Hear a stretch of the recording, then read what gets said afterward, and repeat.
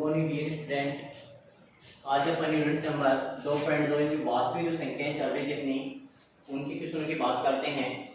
जैसे उसका पहला क्वेश्चन है, निम्नलिखित संख्याओं का अभाज्य गुणनखंड के गुणनफल के रूप में लिखें। अभाज्य गुणनखंड के गुणनफल के रूप में इनको लिखना है, यानी इनका गुणनखंड हमें करना है। गुणनखंड किस प्रकार करते हैं, छोटी क्लास में पढ़ते आए अपन, उसी प्रकार गुणनखंड होता है। जैसे पहली संख्या अपने पास है 468, इसका गुणनखंड करते हैं। सबसे पहले इन संख्याओं में गुणनखंड करते समय हम देखते हैं कि सबसे छोटी छोटी संख्या का भाग दिया जाता है। अब सबसे छोटी छोटी संख्या जैसे 2 है, 2 का भाग, क्योंकि 1 का भाग देंगे तो वो संख्या कितनी भी सभी संख्या हो जाता है, 1 का तो मतलब नहीं, वही संख्या वापस रख देगी। सबसे छोटी संख्या 2 है तो सम संख्या है, तो इसका मतलब इसमें 2 का भाग जा रहा है। का क्या है, इसका सम है तो 2 का भाग जा रहा है। 2 दूनी 4, 2 तीन 6, 2 चौक 8। फिर देखते हैं 2 का जा रहा है 2 एकम 2, 2 एकम 2, 2 7 14। अब देखते हैं कि 117 में 2 का तो नहीं जा रहा है, बाकी 3 का जा रहा है कि 3 एकम 3, 3 6 3 3 9, 9 गए, बच गए 2, 27 होते हैं तो बाकी 3 का इसमें भाग जा रहा है। 3 3 9, बच कितने गए, 3 1 3 6 3 3 9, बच गए 11 में 9 गए, कितने बच गए 2, 27 हो गए, 9 3 27, 9 बार गया 3 का भाग। फिर 3 का जा रहा है 3 एकम 3, 3 3 9। अब 13 एक ऐसी संख्या है अपने पास अभाज्य संख्या।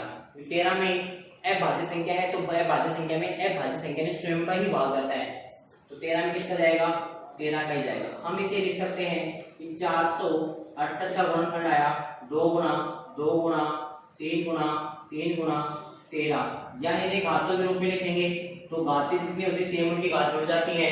जैसे 2 की घात 1 और 2 की घात 1 कितनी आएगी, 2 की घात 2, 2 कितनी बार है 2 बार, 2 3 कितनी बार है 2 बार, 3 की घात 2 गुणा में 13, यानी इस प्रकार हम इसको गुणनखंड के रूप में लिख सकते हैं। ये होता है इनका अभाज्य गुणनखंड। तो पहले क्वेश्चन में आपको ये काम करना है ऐसे कि अभाज्य गुणनखंड किस प्रकार प्राप्त करते हैं, क्योंकि ये जो लास्ट संख्या आ रही है अपने पास हर गुणनखंड के अंदर अभाज्य का मतलब होता है कि लास्ट में जो संख्या आएगी वो ऐसी संख्या प्राप्त होगी जो अभाज्य संख्या होगी, जिसमें स्वयं का ही भाग जा रहा है, वो संख्या हमें लास्ट में प्राप्त होती है। ये उनके होते हैं अभाज्य गुणनखंड। इसी प्रकार से आप अभाज्य गुणनखंड ज्ञात कर सकते हो। नेक्स्ट क्वेश्चन अपने पास इंपोर्टेंट है, मोस्ट है, कि कह रहे हैं कि महत्तम समापवर्ती एचसीएफ एवं लघुत्तम समापवर्ती एलसीएम ज्ञात कीजिए तथा सत्यापित कीजिए कि एचसीएफ गुणा में एलसीएम बराबर होता है a गुणा b। a गुणा b का मतलब क्या होता है कि प्रथम संख्या गुणा द्वितीय संख्या, यानी दोनों संख्याओं क्या होते हैं, गुणनफल होता है। यानी गुणनफल होता है पहली संख्या का और दूसरी संख्या का, दोनों संख्याओं का। ये इनका क्या होता है बेटा, अभाज्य गुणनखंड होता है। तो दूसरा अपने पास है क्वेश्चन कि एलसीएम में एलसीएम ज्ञात करना है। हमें क्या करना है, एलसीएम ज्ञात करना है और एलसीएम ज्ञात करना है। और सत्यता की हमें जांच भी करनी है कि एलसीएम एलसीएम गुणा होता है किसके बराबर, a गुणा b के, यानी प्रथम संख्या गुणा में दूसरी संख्या, दोनों संख्याओं का गुणनफल बराबर होगा किसके, एलसीएम में एलसीएम के गुणनफल के बराबर। ये हमें बात याद करनी है। जैसे कैसे करते हैं, सबसे पहले हम संख्याओं का एलसीएम और एलसीएम निकालना सीखते हैं कि एचसीएफ और एलसीएम किस प्रकार ज्ञात करते हैं अपन।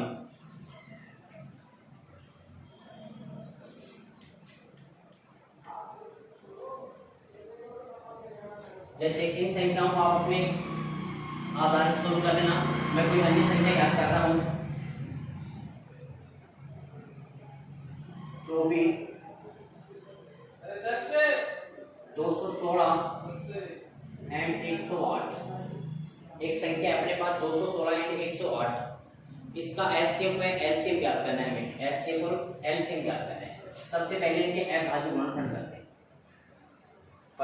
फर्स्ट पॉइंट में इनका अभाज्य गुणनखंड करते हैं कि 216 का अभाज्य गुणनखंड करेंगे।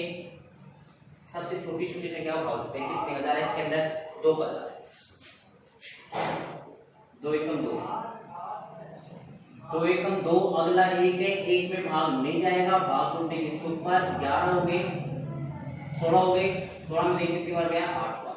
फिर 2 का देंगे, 5 दूनी 10 4, फिर 2 का देंगे, कितने आएंगे, 2 दूनी 4, 2 7 14, फिर 3 का देंगे, 3 नाम 27, फिर 3 का देंगे, फिर 3, फिर 3 3, ऐसे 108 के करेंगे। सबसे पहले 2 का देंगे 5 पर गया 4 बार, फिर 2 कर देंगे 27, फिर 3 कर देंगे 9, फिर 3 कर देंगे 3, फिर 3 कर देंगे 1। यानी इनका जो गुणनखंड आया वो तो घातों के रूप में लिख सकते हैं कि 216 का गुणनखंड हुआ अपने पास 1 2 3, 2 कितनी बार है 3 बार है, गुणा 1 2 3, 3 कितनी बार है 3 बार है। 108 का गुणनखंड हुआ 2 कितनी बार है 2 2 बार, 2 2 बार है, गुणा 3 1 2 3 बार है, 3 3 बार। ये इनका गुणनखंड हुआ, घातों के रूप में लिख दिया कि 2 कितनी बार आ रहा है 3 कितनी बार है, घातों के रूप में लिख दिया। अब हमें एलसीएम ज्ञात करना है। वर्ड पे ध्यान देना बेटा, HCF और एक होता है LCM। H का मतलब हाई, हमें उल्टा काम करना है लो, यानी दिया हुआ हाई, H का मतलब हाई होता है पर देखना हमें क्या है लो, L का मतलब क्या होता है लो पर देखना क्या है हमें हाई, उल्टा काम इसमें उल्टा करना है कि हाई HCF याद करते हैं तो हाई है, देखना क्या है हमें लो, LCM याद करते हैं तो लो है, देखना क्या है हमें हाई देखना है। अब देखिए, अब देखना क्या है उसके अंदर बातें देखनी है कि HCF में भी क्या हो कि सेम संख्या हो और घातें देखनी है हमें। अब जैसे HCF निकाल रहे हैं, इसमें 2 इसमें भी है 2 इसमें भी है, 2 दोनों में है, 2 इसमें भी है 2 इसमें भी है, HCF याद कर रहे हैं HCF के लिए, 2 दोनों में है पर 2 की घात 2 है या 2 की घात 3 है।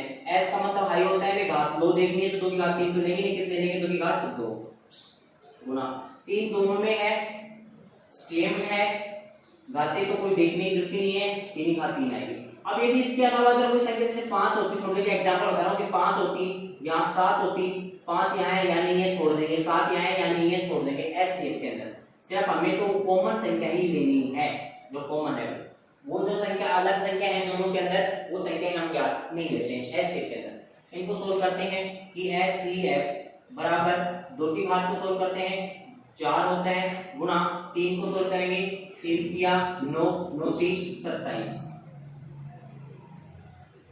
HCF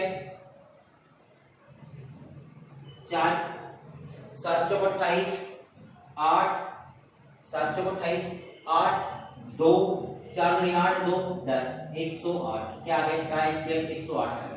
हमें याद करना है LCM, क्या याद करना है LCM। L का मतलब लो, हमें क्या करना है हाई, घात हाई देखिए, कॉमन अंक हो और घात क्या होनी चाहिए हाई, जैसे 2 यहाँ भी है 2 यहाँ भी है, 2 की घात 2 है, यहाँ 2 की घात कितनी है 3, हमें हाई लेनी है, हाई कितनी है 3 है तो हम लेंगे 2 की घात 3 गुणा में यहाँ 3 की घात 3 भी है और यहाँ 3 की घात 3 भी सेम है, तो इसका मतलब दोनों आएंगे, हाई भी नहीं हुई। अब यदि इसके अलावा अदर संख्या छोटे के लिए मान लो कि 5 होता, यहाँ 11 होता तो यहाँ 5 भी है और यहाँ 11 भी है, यहाँ 5 अलग है और 11 अलग है, तो HCF में तो सेम लिया जाता है। HCF में क्या होता है समान लेते हैं, LCM में सेम लेते हैं, LCM में ये अलग संख्या बच जाती है, 5 बच गया 5 ले लेंगे, दूसरे में 11 बच गया 11 गुणा में लेते हैं। किसके अंदर लेते हैं सिर्फ ये LCM के अंदर, HCF में नहीं जाता है, LCM में जो अलग संख्या होती है। जैसे एग्जांपल बताया मैंने कि आगे आपको गुणनखंड करोगे तो इस प्रकार आ जाए, आपके पास अलग संख्या है तो वो भी किस में ली जाती है LCM में ली जाती है, HCF में नहीं ली जाती है, उनको भी हम गुणा कर देते हैं। कहने मतलब कॉमन तो ले ही लेंगे, किसमें LCM में कॉमन है वो तो लेंगे, और कॉमन के अलावा इन दोनों में कोई अलग संख्याएं होती हैं वो भी इसके गुणा में साथ लिखी जाती है।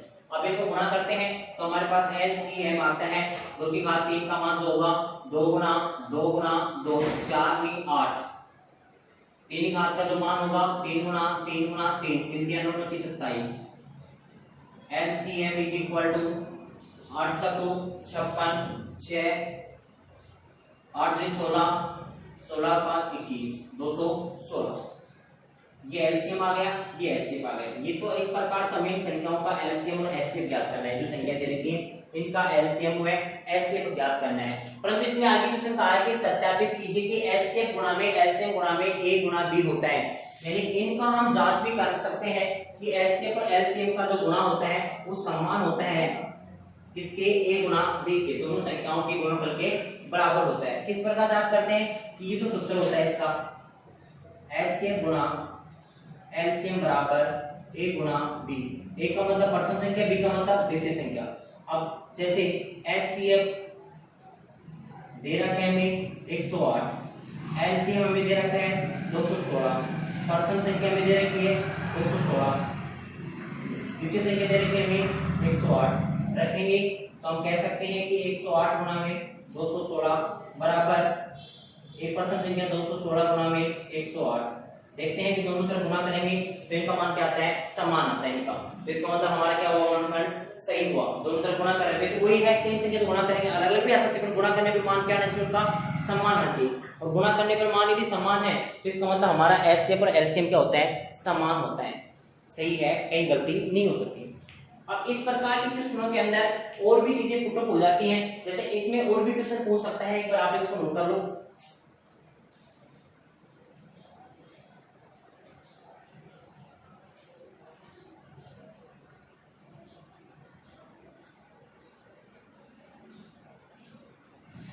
जैसे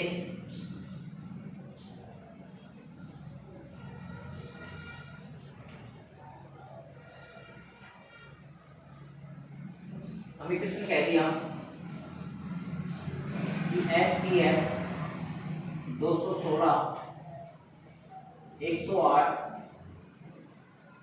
बराबर 108 है, तो एलसीएम ज्ञात कीजिए। क्वेश्चन दे रखा है हमें कि एचसीएफ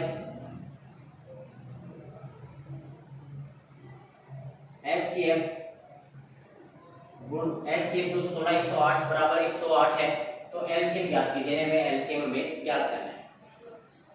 अब किस प्रकार ज्ञात करते हैं, सुनो बेटा, करते हैं मेरी बात पहले कि एचसीएफ का मान हमें दिया हुआ है 108 है, गुणा में दे रखते हैं जो हमारे पास संख्याएं होती है ए और बी, कोष्ठक के अंदर जो भी होंगी वो संख्याएं होंगी। जैसे मैं लिख दिया एलसीएम 26 24 बराबर दो मान है, तो इसका मतलब ए और बी संख्याएं होती हैं। क्या होती हैं, ए और बी संख्याएं, या फिर ए और बी संख्या हम अलग भी कर दे सकते हैं। तो इसका मतलब यानी ए का मान कितना हुआ बेटा 216, बी का मान कितना हुआ 108, एचसीएफ कितना दे दिया 108, एचसीएफ 108 दे दिया। याद क्या करना है इसमें, एलसीएम याद करना है, ऐसे लिख दिया करो। सूत्र जो होता है अपना एचसीएफ गुणा एलसीएम बराबर ए गुणा बी, ए गुणा बी। एचसीएफ का मान 108 गुणा एलसीएम हमें याद करना है ए गुणा बी, ए का मान कितना 216 गुणा बी का मान कितना 108।